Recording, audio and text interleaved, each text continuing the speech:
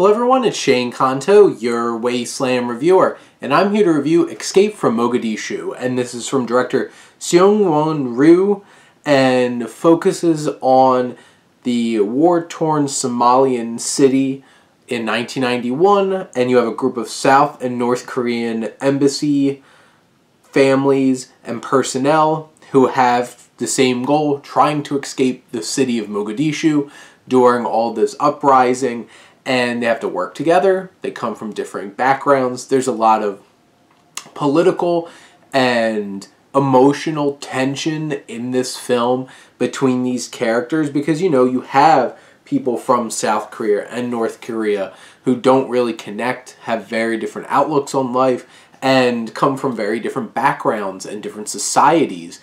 And they're forced to come together and try to work together to make this mission work. How are they going to get these people, these families, these personnel out of the city? And this film, Ryoo doesn't pull back a whole lot of punches. There's some brutality here, there's some serious violence, there's blood and guts and tension. This is a very tense and violent film in many ways, and it doesn't shy away from seeing what's going on in this city. Now, does it give the most fleshed out, interesting and compelling look at the people of Mogadishu, the people of Somalia? Not really. This really does just focus on the Korean embassy and personnel members, the families, and, you know, a couple other countries like Italy and Egypt that they try to make these connections to and make these deals so that they could get the hell out of Dodge of this crazy uprising. And this film is able to balance the very human aspects of the film with some really strong performances from this really game cast. It balances the political aspects and looking at how these people from different backgrounds all come together and try to work together for a common goal and trying to escape with their lives still intact. And it deals with some intense and really well shot and choreographed action.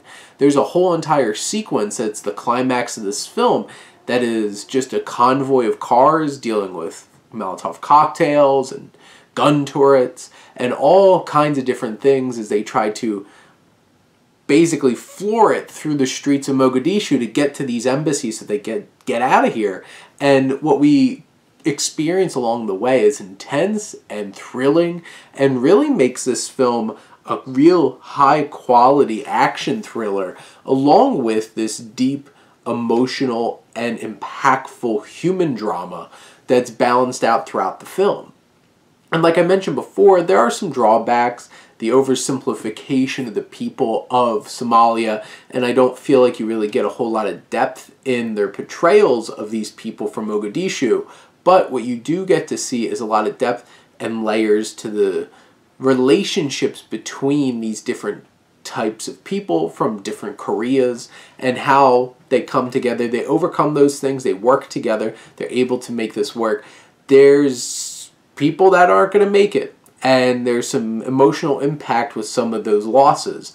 And you also see some really intense and exhilarating experiences throughout the film. And like the third act of this film, like I mentioned before, it's just like this one big car chase more or less, and it really delivers on that and really is compelling and brings the audience, brought me to the edge of my seat watching.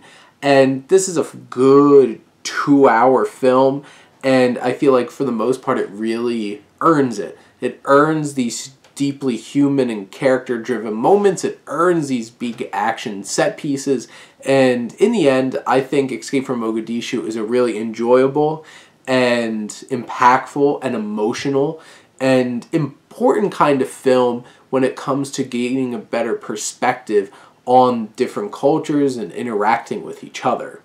But those are my thoughts on Escape from Mogadishu. Let me know what you think, and let's talk some movies. But thank you as always for tuning in and supporting your Wasteland reviewer.